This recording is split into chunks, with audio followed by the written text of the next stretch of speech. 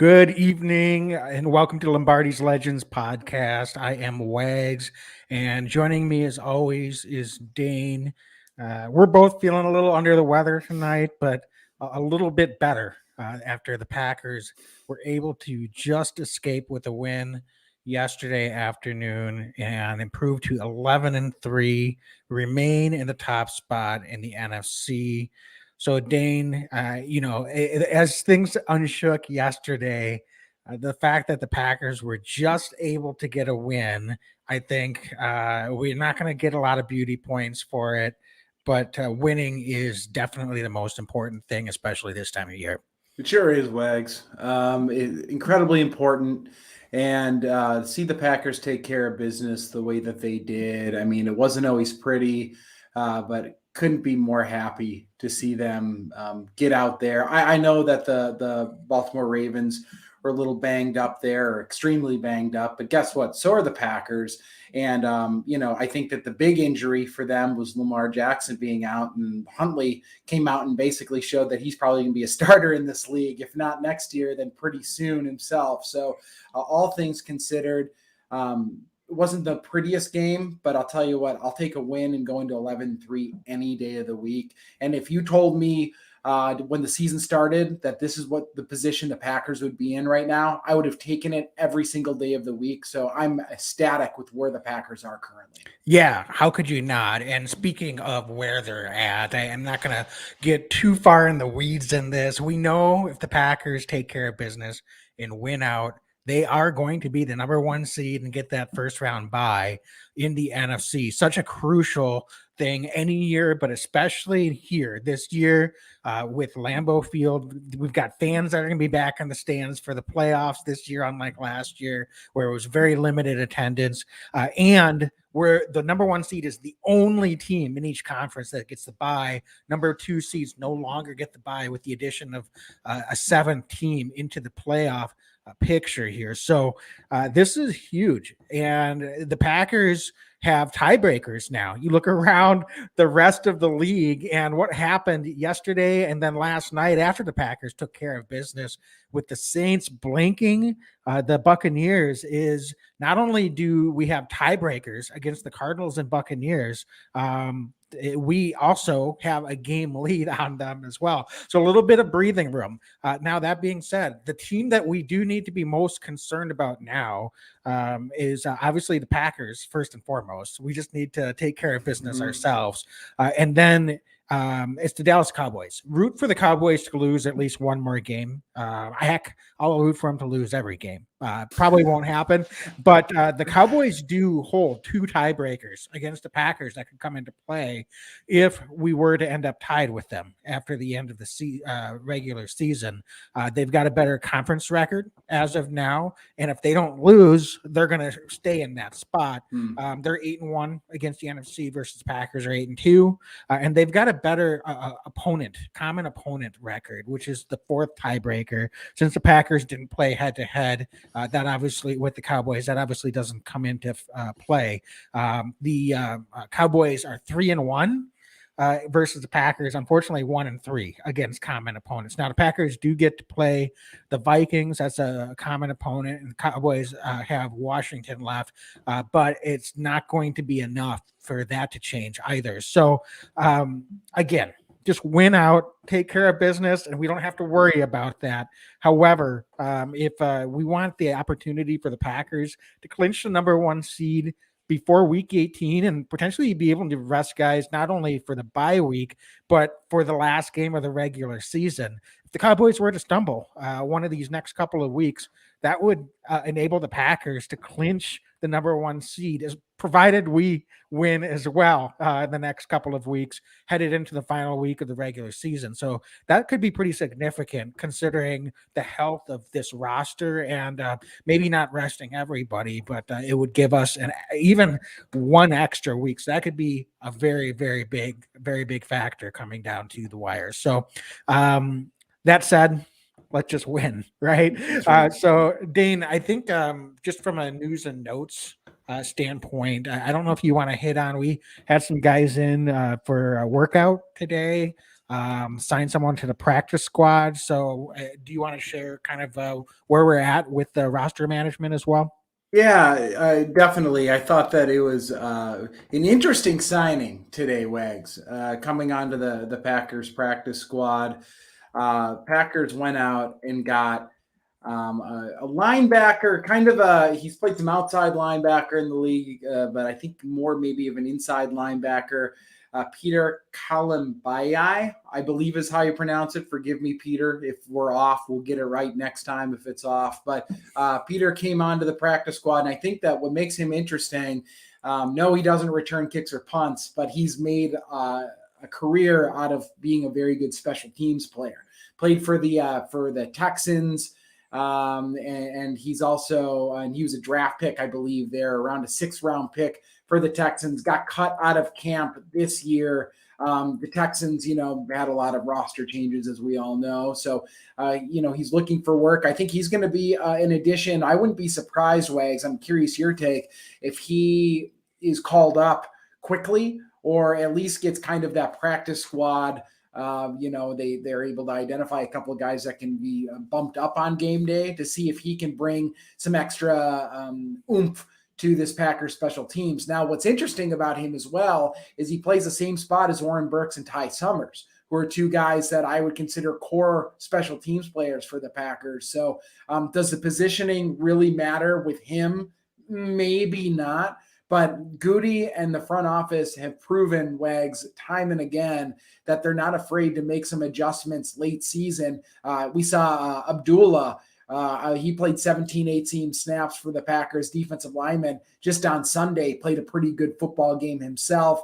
They make these kind of shakeups from time to time. So that's the one I'm really keeping an eye on. It's always interesting when they make additions, but with the way special teams has been struggling to bring this guy in and this moment, they're clearly trying to get better on special teams. And they think he might be able to help out.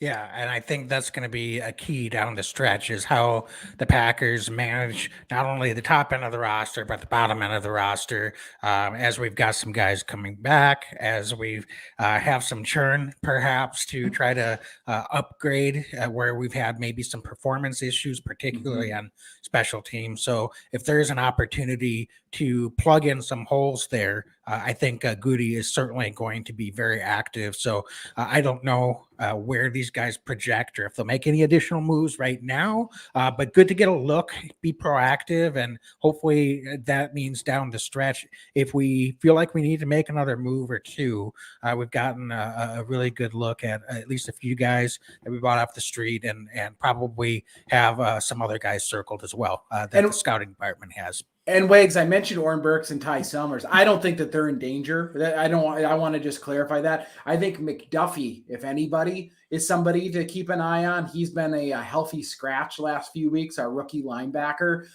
He has a lot of practice squad eligibility. If they don't think that he can provide what they're hoping for on special teams, he may be a guy who sees a dip to the practice squad. And who knows, maybe none of this comes to fruition, especially with just a few weeks left, but just something to keep an eye on anytime you see a linebacker get added this late in the year. Yeah, and who knows? Obviously, we can't project ahead at what future injuries could happen. But one of the things that could help about getting a Jair back and getting maybe a couple of these offensive linemen back, in addition to the fact that they can help us, obviously, is it helps our depth too. Because now with the COVID rules, we can be a little bit more flexible in who we call up on from the practice squad on Sundays. Whereas now it's and nothing against the guys they've called up. They earned the opportunity, but it's been a little bit more by necessity to ensure that we have at least enough depth at some of the positions that have been hit harder. So by getting a little bit healthier at some of those key position groups, it'll enable us to just take whichever guys we feel like could probably help us the most on special teams, since that's what we really need the most help with down the stretch as well. So I'm excited to see how that all unshakes for sure. Dane, I think, let's get into the game. This was a barn burner, and it looks like we've got 8 minutes left. I'm just going to skip right to that point. What are you thinking? The Packers have forced the Ravens to turnover on down. They get the ball at, I believe, about their own, or I'm sorry, the Ravens 30-yard line, and make a great play to big dog Mercedes Lewis. He rumbles down to the 5-yard line. We've got first and goal with a chance to take anywhere from a 14 to a 18-point lead if we can punch it into the end zone. It feels like we were about to lay down the hammer in that game and end up not getting into the end zone, kicking a field goal. But even after that, Dane, what were you thinking and feeling at that point of the game?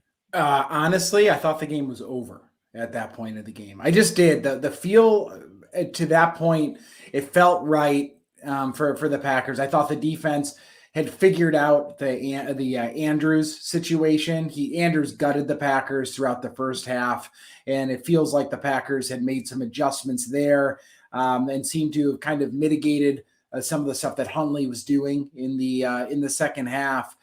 So I was feeling really good. I had no real concerns, to be honest with you. And then, the wheels kind of fell off a little bit with a quick score from the Ravens. And, that put the Packers on their heels really quickly, I thought.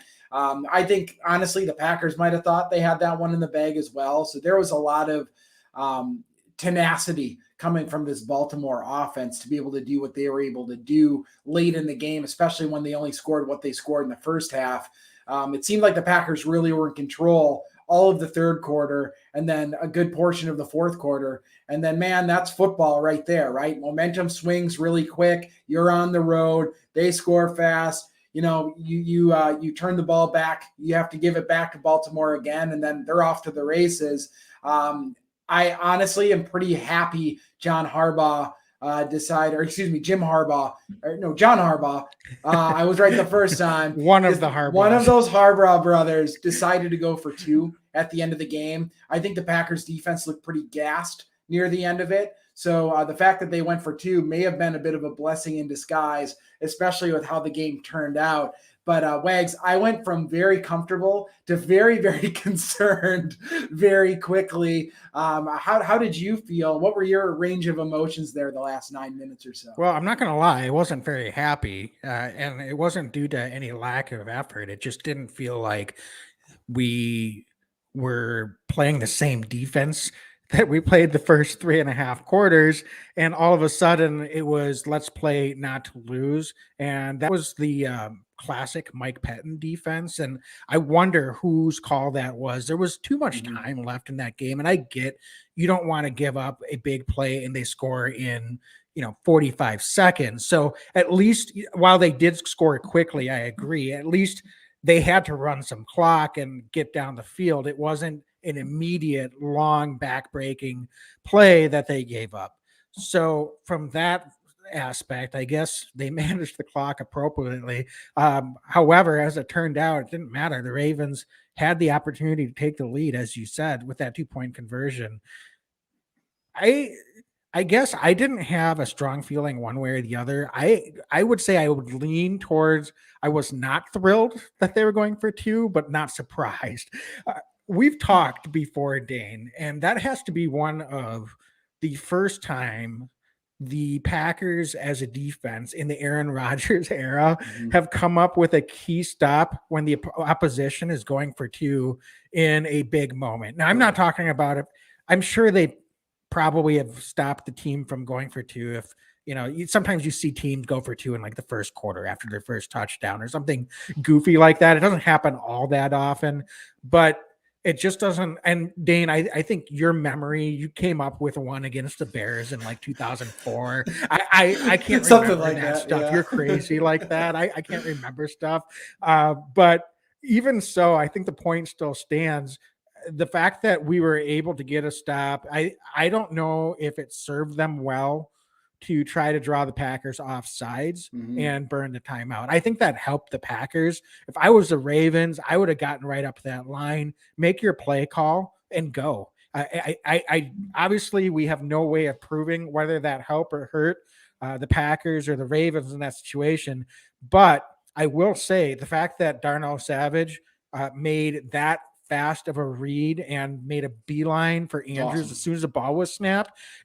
I'm not taking anything away from Savage. I don't know if we heard after the game or not. It seems like maybe someone on the coaching staff might have tipped him off to be taking a look, give him that look to the young quarterback in Huntley by not, running over there pre-snap and then just trusting his instincts and speed and closing and just got enough of a fingertip on it to affect the pass. So I tend to think that benefited the Packers in that situation. I'm not sure if you had a different angle on that, but nonetheless, You're spot on, is what it I was think, Wags. To be honest, yeah. they were rolling there, and why not just ride that momentum? To call that timeout for them, try to pull them off sides. We're talking for what, a yard at that point? I mean, it just doesn't. To me, it didn't make any sense. I'm glad they did all of that, but if anything, it kind of gave the Packers defense time to catch their breath, gain a little bit of composure, talk through what they might see on that 2-yard line, and then execute. Then they only need to execute one play in a bubble in that moment. And it's not something more of like an avalanche that had just occurred. And I feel like they being Baltimore, had kind of caught lightning in a bottle there those last 9 minutes. So why slow that down? If this was a basketball game and you're shooting lights out, you don't call a timeout in that moment. You just keep flowing. So I was surprised by it. I was pleased by it. I think it actually did have an impact on the end of the game. And you're right. Savage, he had a really rough first half, but right there near the end, broke on the ball. I thought that Stokes looked great on that play as well. And it was just great to get out of there with a win. And then the Packers hands team took care of business when they needed to right at the end. And, I don't say that jokingly. Special teams has been a big problem this year. The fact that they were able to recover that ball, we don't take that lightly right now when we're kind of having a down season on special teams. It was good to see that, and it was really good to see us get out of there with that Yeah, win. and dare I say, everyone did their job. It looked like, Yeah, I don't know for sure, but I thought it was Tyler Davis or DeGuara that went in and the ball kind of went by him, and he was responsible for blocking the first Ravens guy so that AJ Dillon had plenty of time to scoot in there and cradle football. So I forgive me for not remembering. I think it was one of those two guys, but I'm not sure exactly which one of them it was. I'd have to go back and look at the replay. Dane, technically, there was 42 seconds left. So Aaron would have had time with the timeout to try to work his magic. But I, for one, am very happy that we didn't have to try to make this another story in Aaron's comeback legacy. Right. Give the guy a break. The defense did just enough at a key moment. And both Aaron and Mason Crosby didn't have to try to play hero. Right. I'm very happy for Mason too. He's been able to stay under the radar for a couple of weeks, which I think is about the best thing that could happen to him after some of his struggles. I'm still not going to say that I'm fully comfortable until I see him start making some 40, 45, 50-yard field goals with a little bit more regularity. But the fact that he hasn't been called upon to do that in recent weeks is, I think, probably just fine as far as I'm concerned, and kind of just gets a chance to step back, work on his mechanics, work things out in practice, pregame, etc. And hopefully he's able to be solid here the rest of the way. I chuckled. Devondre Campbell, it was like, oh, I'm surprised they went for 2. Rodgers said he and Adams are like, they're going for 2. So it's kind of a funny scenario, that was unfolding both on the sideline for the Packers and on the field, the Packers starting linebacker. Just kind of a funny aside late in the game as that all unfolded. I had no doubt they're going for 2 based on what Harbaugh had done previously this season. Already tried it once. It didn't work out for them. I thought they would do it again. They did it, but it all worked out, didn't it? Yeah, for sure. And I think, Dane, I'm just going to ask too, with the defense down the stretch, I thought they played a really good second half until those last 2 possessions, which you can't take them away. They got pretty gassed. The Ravens went hurry up. And I think our defensive line, especially, really, really got gassed by the end of that game. And it was pretty evident. We had some guys in there that got some more snaps than they normally do. You already mentioned Abdullah Anderson. Obviously, TJ Slayton has gotten a decent load of snaps in some games, but still more snaps than he typically has in most games this season. And Kingsley Keke, too. He was up over, I think, 50 snaps, and that's a lot for a defensive lineman and for him. So that's a lot of work. And so I don't know. I personally, I know some folks are getting a little concerned about this defense now, not playing maybe quite the level they were a month ago. And I have a little slight concern, but like you said, I think they righted the ship in the second half, and then the game script just kind of changed a little bit at the end. We had a bunch of guys out there that again, we're playing a lot more than they normally do. And give the Ravens credit. I mean, honestly, Huntley looks like he's a starting quarterback caliber guy in this league. I know it's only one game, but the dude didn't turn it over. He played a real clean game. He looked accurate. He looked comfortable in the pocket. He's shifty. He was hard to bring down. There's multiple times that we got some pressure on him, and he was able to make something out of nothing. Mm-hmm. Yeah, and Wags, you know what? This is not an excuse-driven league. Everybody's dealing with injuries. Hell, we know how bad Baltimore has been bit, and I feel bad for their fan base. But, when great players go down, after a while you may feel those. And going into this game yesterday, we'd already been out Alexander and Zadarius Smith, but then Kenny Clark as well. One could argue that's their best player at each phase.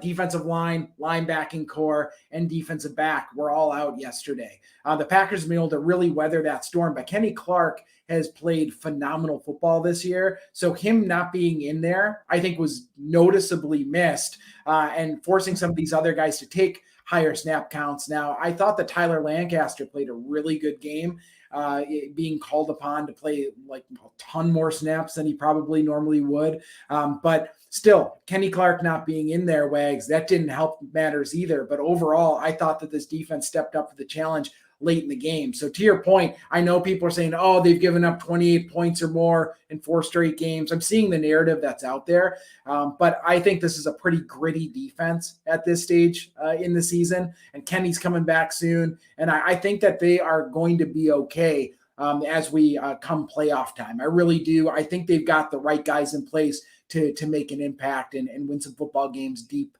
in January and hopefully February as well. Yeah. Do you have any concerns about our coverage yesterday? I don't know. There's a variety of factors that go there, but obviously Mark Andrews just yeah. He's a great player, but he killed us in the first half. And it was a little concerning to me that no matter who the Packers put on him, and they weren't really covering him with a linebacker at all, as far as I saw, maybe here and there when they're in some zone looks. But for the most part, he was running away from a lot of our safeties and corners, whoever was lined up against him. Mm-hmm. He was kind of getting separation. So a little concerned about that. I don't know if you would chalk that up to just a bad matchup and just not our best game, or is that something that we're going to have to be kind of looking at because overall we've done, I think, better against tight ends than we have in a number of years for this season. Yeah, I honestly, Andrews is a great player. I was surprised he made that kind of an impact, though. I thought he was going to be around 70 yards for the game, give or take. I didn't expect him to go off for 136, I think is what I'm looking at right now. That's like monster number. So it seemed like Savage was a step or two behind throughout the game. He just wasn't there timing wise, especially in that first half. I think that he did his damage. 96 of those 136 happened in the first half. So that's where I think Andrews did a lot of that damage. So I've got a little bit of concern, I think, there. And also, Henry Black was removed from kind of that third safety spot. And I noticed for the first time, Kevin King played that role throughout yesterday's game. So that was something I also kept an eye on. And Kevin King also struggled against Andrews. But I liked the idea, kind of the addition of putting Kevin King into that role. So I'm not totally critical of that. I think it more remains to be seen on that front. But overall, yeah, of course, you don't want to see a team get those kind of yards. But it was 1 week, and I'm curious what they can do and they can learn and build off of going into, Saturday against Cleveland. Yeah, and you mentioned Darnell Savage. He's had some times. Look, the guy's a playmaker. He's going to try to make high impact plays, and he does. I think one of the knocks on him going back to last season and the first half of the season was he needed to work on his consistency. and understand the moments and take risk at the appropriate times. So I think we continue to see, as well as Darnell Savage has played at times. Remember, he's still a really young player. He's still learning the position, and at times he still isn't playing as consistent as football as what you might like from a veteran player. So he's getting there, but I think there still needs to be some maybe some moments where you just look at Darnell and say, "Look, man, let's take appropriate risks. If you're gonna make the smart play, that's going to be what's best for this defense over the long haul." So, and not to single him out, but I just feel like some of the bigger, longer plays that we've given up over the last month, it's been a lot of involvement from Darnell Savage. Let's put it that way. He's not solely responsible for all of those plays, of course, but I would like to see him, and I think he can play at a higher, more consistent level moving down the stretch. Wags, anything else on the defensive front before we head over to offense? I did want to ask, since you're the pass rush expert, what was going on? And I know the announcing crew called it out, and they were spot on. But it seemed like we were either breaking contain or coming up the middle, trying to shoot gaps. And it was causing all kinds of problems because neither one was a recipe for success. Right.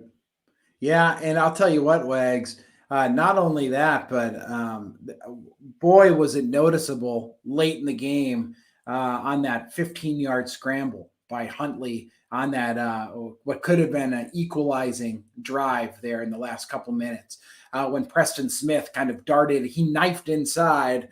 And Huntley was like, "Thank you. I'm just going to take off for a quick 15." I don't know if that's scheme. I think it has to be scheme, but it seems like the Packers it was either that or the pass rushers are given permission to just really go off and really just kind of freestyle and do whatever they can to get into the quarterback. But it just didn't seem like the Packers then worried at all about contain. And this isn't the first time this year where we've seen a scrambling quarterback break out of the pocket and beat us with his legs. In fact, Justin Fields for the Bears, I think, had 74 rushing yards the week before. So, a little bit of a cause for concern, just because, you don't want to see a quarterback shred you, especially when the pass coverage is as good as it's been. Yeah, Andrews got us yesterday, but, somebody like Marquise Brown, who's a big play wide receiver, I think was held to about 40 yards receiving. They threw him. I think they threw at him 14 or so times or 12 times yesterday too. And I think that overall Rasul Douglas has been playing well. Stokes has been playing well. So you hate to do all of these things right and then, see that quarterback just take off. Rashawn Gary, Wags, I feel like almost had 5 sacks yesterday. He was just chasing down Huntley all game long and was unable to bring him down. He had to have been frustrated as heck. But to answer your question, it seems like there was a lot from our outside rushers knifing in, and there was just no one spying the quarterback from there, and that allowed Huntley to just stretch his legs and pick up a couple first downs in yesterday's game. Yeah, that puts a lot of pressure on guys at the second and third level. Sure does. When it gives them that much open space to run. I think it is kind of hard because on balance, especially when you've got Tipa Nalei and Jonathan Garvin coming in, you want them to do what they can to get pressure on the quarterback. However, at the same time, they've got to realize what their strengths and weaknesses are. So you're kind of stuck between a rock and a hard place in some ways because you don't want them to be, only playing contain because then the quarterback has all day back there to throw. So I get it. It's not the easiest answer. I think, unfortunately, the depth at that position just isn't all that strong right now. Unfortunately, and we'll see if Za'Darius is able to come back. He hasn't started practicing yet. So right. I'm actually getting a little bit more pessimistic that Za'Darius Smith is going to play this season, even despite some of his social media posts. It just doesn't seem like that's resulted in anything tangible. So we'll see. But, obviously he would help. There's no doubt about that. So we're going to have to make do with the guys that we have. But I think Kenny Clark makes such a big difference, even for the outside guys, that I'm not going to take too much out of just this game, but hoping that with the tape that we have the last couple of weeks, our coaching staff is able to correct some of those things moving forward.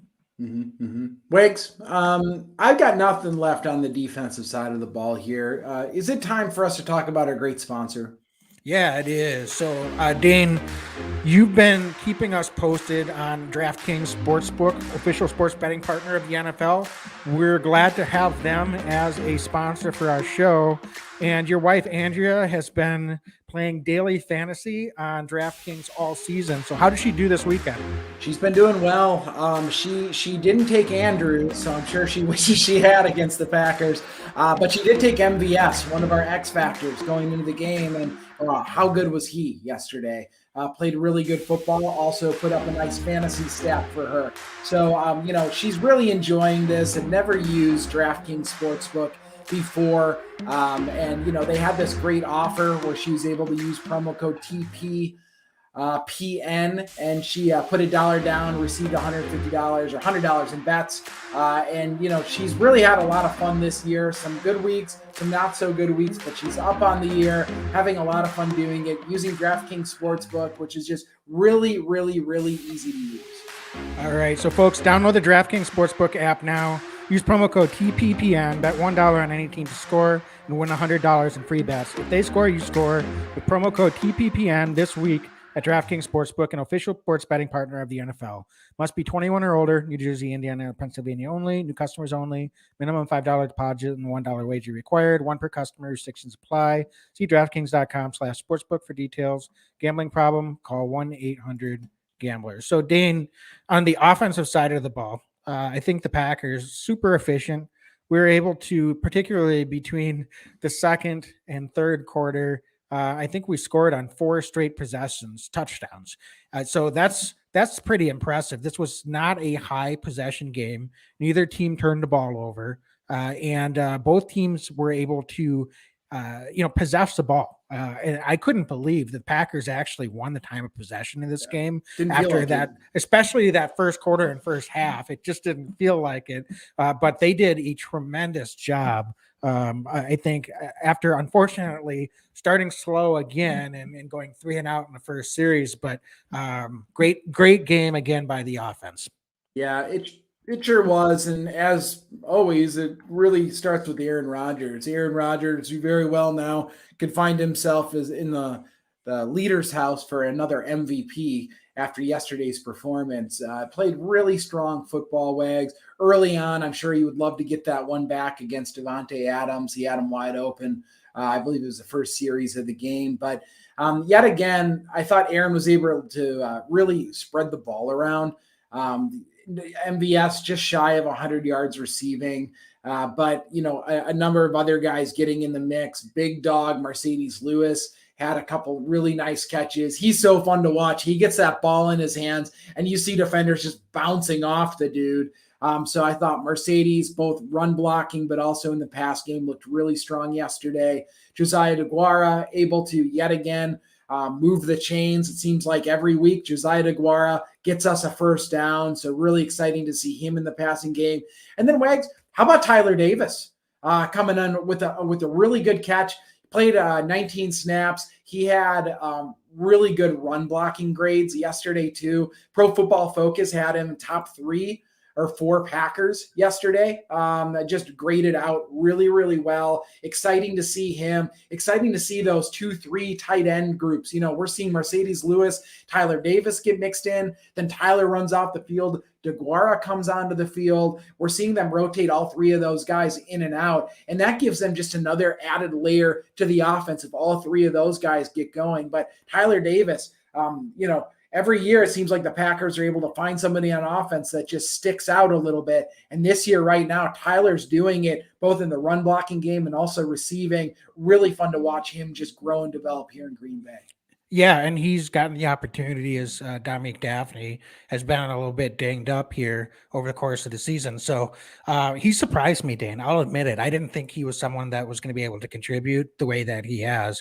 And but Josiah DeGuara is, I think, playing the best football of his young career. Seems like he's really settling in, getting an expanded role ever since Bob Tunyon's gone down with the ACL injury. And Mercedes Lewis, he's always just been a steady contributor, but as a pass catcher, he's playing the best football of his Packer career as well. The way that he's contributing pretty much every week as a receiver, in addition to all the things that we know he does out there in the run game and as in pass protection as a blocker. So it's fantastic to see in a game that Devontae drew a ton of attention from, albeit a depleted Ravens secondary. Anytime they throw that much focus on one guy, it was incumbent on these other guys to step up. So kudos to that tight end room. And then obviously MVS and Lazard, certainly he's got to catch the ball. He got bailed out big time. I thought on that pass interference penalty, he still should have definitely caught that ball walking into the end zone. That ball was right on the money in his breadbasket. But outside of that one play, I thought he had a really good game as well. So Lazard, MVS, and all three of our tight ends stepping up to contribute as in the pass game. This offense didn't miss a beat, and that's really important because other teams might try to do some similar things to what the Ravens did, but the Packers just said, well, fine, go ahead. Devontae's still going to find a way to contribute, and we've got all these other guys, and Aaron is such an elite quarterback that it really doesn't matter. He's going to find these other guys and find ways to help them contribute and benefit this offense. So it makes it, I think, us much more well-rounded, and it's great to see, even if it's just for one game, some of those other guys step up as well. Wags, and then Aaron Jones had one of his better performances, especially since his MCL injury from a few weeks ago. I thought that Yosh Nijman and John Runyon had some really good blocking going on in this game together that helped open up some holes, some good interior zone blocking work that was just really creative, watching how they were, sliding off, Yosh sliding off the defensive lineman, getting to the second level, helping Aaron Jones out a little bit. I thought Aaron Jones at times looked like he was shot out of a cannon. I think we tweeted that out last night. He just looked faster than he's looked in the last couple of weeks, and that was really, really good to see, especially against a defense that is number one against the run going into this game.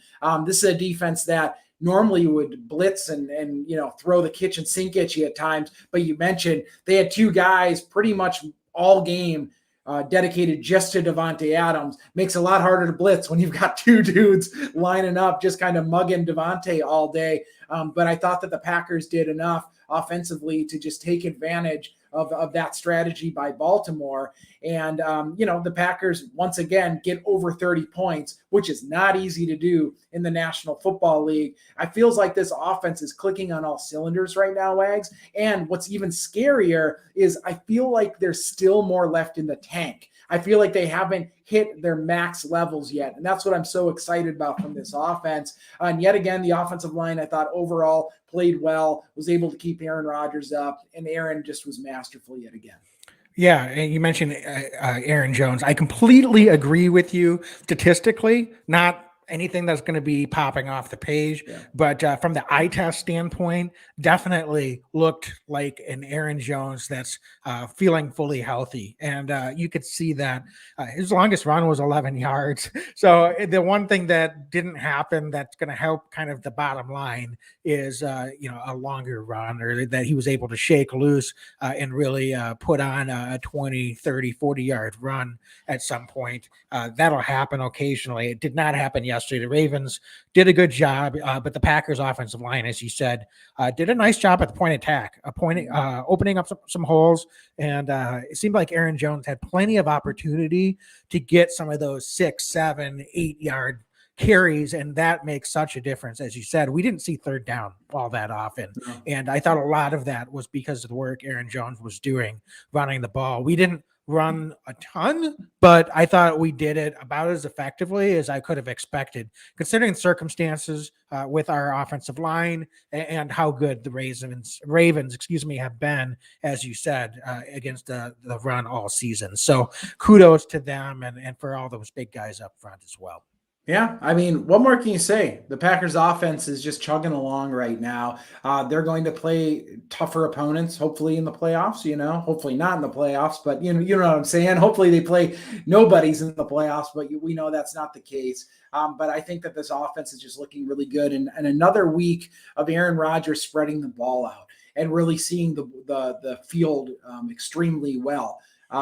He's throwing receivers open. It seemed like some of those plays, his arm, is next level. It looked like after the game, Aaron was limping a little bit. I think we're just going to unfortunately have to get used to that, Wags. This toe injury isn't going to go away between now and the end of the year, but Aaron's just playing a total hot streak right now. And I think that now the key is, as you mentioned at the top of the episode, just keep this momentum going. We got to keep winning so we can get a bye week, have home field advantage. What a privileged spot to be in. But for this week, yet again, the offense looked really, really difficult to stop. Yeah, the one thing that they need to figure out is how can they avoid having to go 3-and-out or start so slow in the first series or two, because in a playoff type game, all it takes is two bad series and maybe you're down 7, 10, 14, nothing, and then you uncharacteristically turn the ball over, like Aaron Jones unfortunately did in the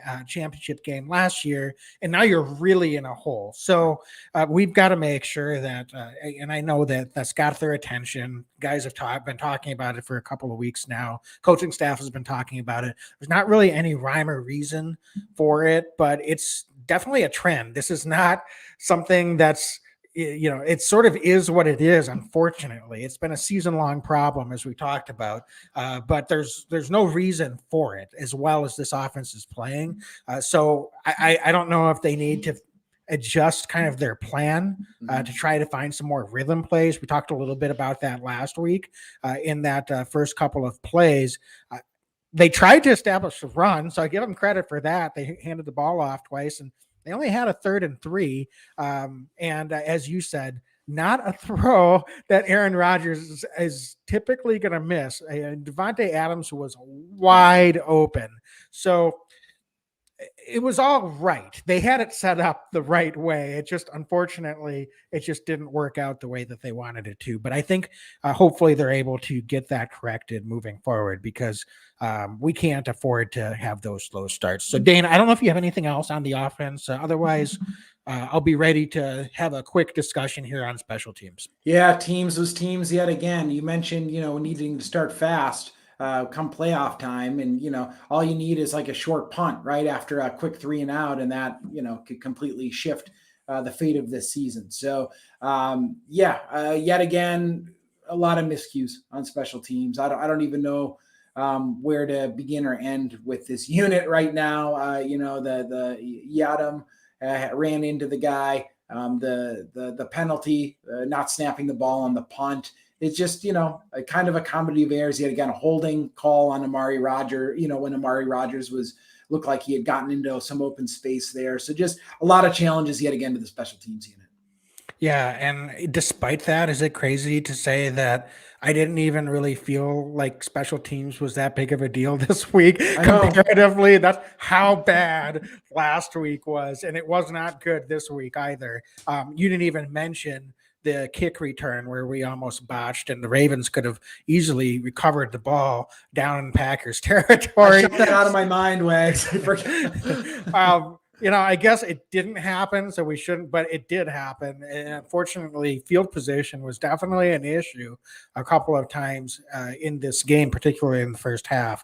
That's the problem, is if you give good NFL teams enough opportunities and they're already at the midfield, basically, we're talking about the defense struggling a little bit to some degree or not playing quite to the high level. Well, no coincidence that special teams has been struggling tremendously and has really put a lot of pressure on this defense to be able to hold teams from getting into the end zone or even getting in the field goal range.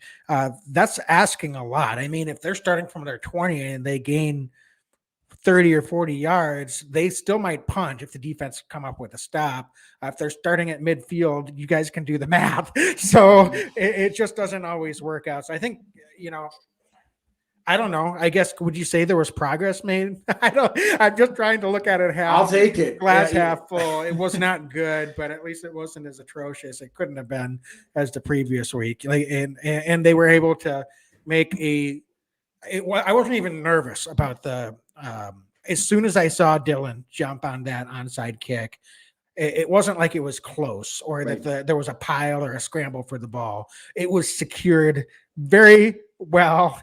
And so that made me feel a lot better when that happened as well. Yeah. What more can we say? Let's just hopefully it gets better. I don't have the answers for any of this, but hopefully the special teams just gets better as we wrap this season up.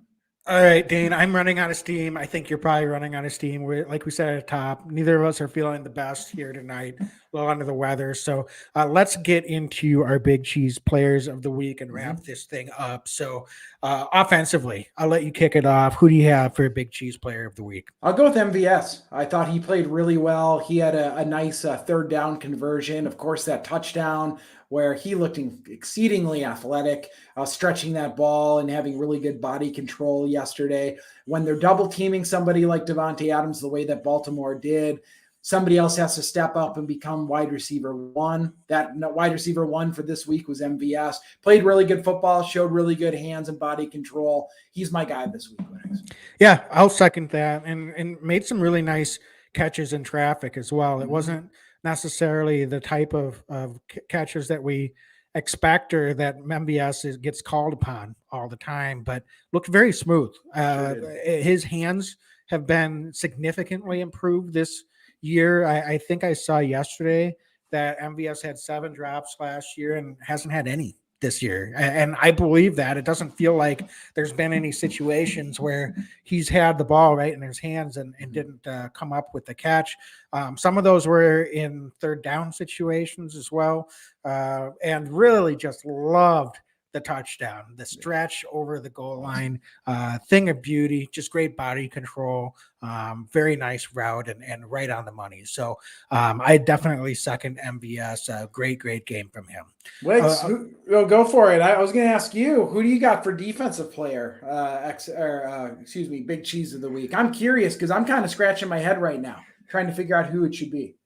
Yeah, you know what? I'm going to go with Eric Stokes. I thought that he didn't come up with the interception, but I thought there was some opportunities, and he was just playing really sticky coverage of the guys out there that had some challenges, shall we say, at certain moments of the game. It didn't seem like Eric Stokes was one of them. He actually had 7 tackles and a pass defense as well. So I thought he continued to play a very solid level and was playing at a high level yesterday. Certainly he didn't shut out the receivers that he lined up against, but if we could continue to get that level of play from Eric Stokes, I think we're going to be in really good shape as a defense down the stretch. I'm confident that we'll clean up some of the other things that were going on. And it's great when you're sitting there thinking our first round pick and Eric Stokes seems to be taking his game to another level. And Jair Alexander is going to be back either this week or next week because the Packers have that clock ticking. So that's going to be exciting to have that duo out on the field together. Sure is. And I'll second that one. And it's always a credit to these DBs when, wide receivers aren't going for 100 plus. Against a opposing defense. And, we didn't hear Stokes' name called all that much. That's a good thing. It means he's not getting burned. So I thought that Stokes played good football, and I'll second you. For sure. So I don't know if you have any Dairyland dominators that you want to throw out on offense, defense, or teams. I'd say Aaron Jones. You said the numbers didn't totally jump out, but I agree. But to your point, he just looked fast. He looked like he was in control of the game. So I thought that he played well. And then can we just give like a group award to the tight end room because they were just all so damn good yesterday. I completely concur. So, Dane, any closing thoughts then here as we wrap this up? I'm really excited for Christmas Day game at Lambeau Field. And as much as I would have liked to have seen Aaron Rodgers throw that last touchdown pass to Lazard, something special about him beating Brett Favre's record at Lambeau Field on Christmas Day. It kind of gives you goosebumps a little bit. So I'm looking forward to what's ahead for the Packers. And if we keep winning, it's all going to be out there in front of us for us. The Packers clinched the NFC North, Kings of the North yet again, but the North is not enough. And, this team is all in on one goal, which is to win the Super Bowl. I think this is a special team right now, Wags, and I'm exceedingly excited to see what happens over the course of the next 2 months. Yep, absolutely. So, Dane, I think we'll be back on Thursday. Game is Saturday, so it'll be a little less turnaround time to be able to listen to our game preview, but we're going to stay on the same schedule, go Thursday night, I believe. So if you have an opportunity to join us live Thursday, we'll be here on our Facebook channel or Twitter or YouTube feeds as well. Or go ahead and download the audio wherever you get your podcast Thursday night, Friday morning, Saturday morning. Get your Packer fix and prepare for another big game on Christmas Day. So looking forward to it as well. Yeah. So, Wags, I think we've said it all so far this week. So how about you say it with me? Go Pack, go. Pack, go.